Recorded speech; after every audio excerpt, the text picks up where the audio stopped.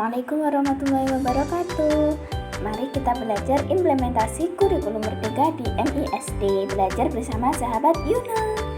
Bab materi. Konsep kurikulum merdeka di MI atau SD. Asesmen Kumar. Implementasi kurikulum merdeka. Bab materi. Konsep kurikulum merdeka di MI atau SD. Konsep kurikulum merdeka di MI atau SD, Merdeka Belajar secara konseptual dan faktual merupakan bagian integral dari perjalanan sejarah pendidikan dan peradaban Islam. Implementasi Merdeka Belajar di masa kejayaan peradaban Islam tercermin pada banyaknya ulama dan ilmuwan yang multitalenta dan multidisiplin ilmu. Tentu mereka mampu seperti itu bukan karena konsep kurikulum Merdeka Belajar, tetapi yang lebih penting lagi adalah sikap mental pembelajar yang kuat, tekun, ulet, kreatif, dan produktif, sehingga mereka banyak mewariskan legasi keilmuan yang cemerlang dan menjadi rujukan hingga abad ini.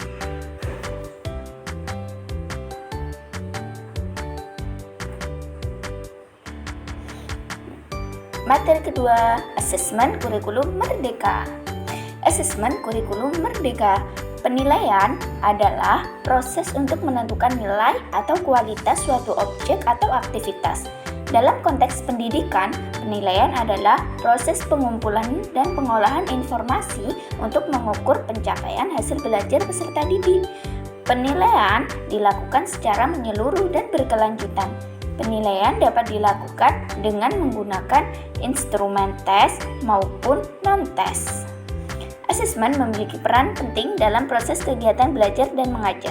Secara konseptual, asesmen diartikan sebagai suatu proses atau kegiatan yang sistematis dan berkelanjutan untuk mengumpulkan informasi tentang proses dan hasil belajar siswa guna mengambil keputusan berdasarkan kriteria dan pertimbangan tertentu. A. Asesmen paradigma baru. B. Paradigma asesmen. C. Jenis, karakteristik, dan fungsi asesmen.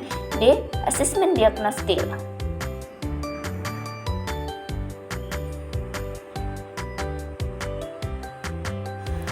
Ketiga, implementasi kurikulum merdeka. Implementasi kurikulum merdeka. Implementasi kurikulum oleh satuan pendidikan harus memperhatikan ketercapaian kompetensi peserta didik pada satuan pendidikan dalam kondisi khusus.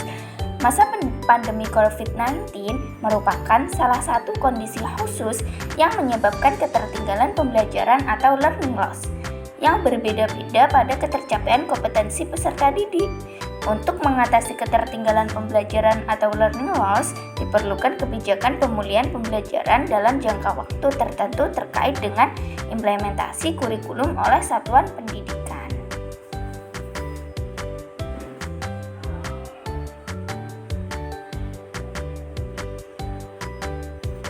Oke, terima kasih sahabat Yuna. Semoga bermanfaat ya ilmunya. Wassalamualaikum warahmatullahi wabarakatuh.